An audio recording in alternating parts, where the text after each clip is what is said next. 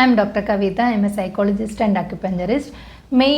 Mail அதிகமாக face பண்ணுற ஒரு ப்ராப்ளம் இல்லைன்னா அவங்க வந்து காம்ப்ளிகேட்டட் பண்ணிட்டு இருக்க ஒரு விஷயம்னு சொல்கிறது அவங்களோட ப்ரைவேட் பார்ட்டில் வர சில ப்ராப்ளம்ஸு.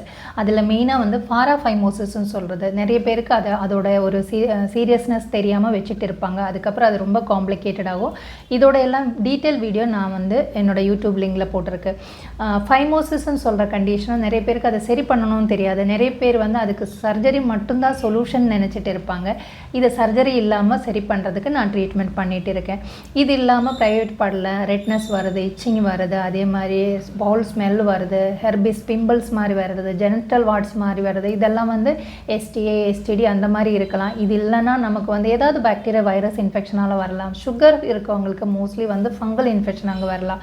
ஸோ எல்லாத்துக்குமே நீங்கள் வந்து கூகுளில் சர்ச் பண்ணிவிட்டு இல்லைனா ஃப்ரெண்ட்ஸு சொன்னாங்கன்னு சொல்லிட்டு டெட்டால் போடுறது, ஏதாவது க்ரீம் அந்த இடத்துல அப்ளை பண்ணுறது இன்னும் அந்த ஸ்கின்னு அந்த ப்ரைவேட் ஏரியா டேமேஜ் பண்ணோன்னா. இது சொல்கிறதுக்கு காரணம் எனக்கு ரீசெண்டாக வர கேசஸ் எல்லாமே செல்ஃபாக ட்ரீட்மெண்ட் எடுக்கிறாங்க. ஏன்னா இது டாக்டர்கிட்ட போய் சொல்கிறதுக்கு ஒரு மாதிரி தயக்கமாக இருக்குது. சைக்காலஜிக்கலாலும் இதனால் பாதிப்பு இருக்கும்.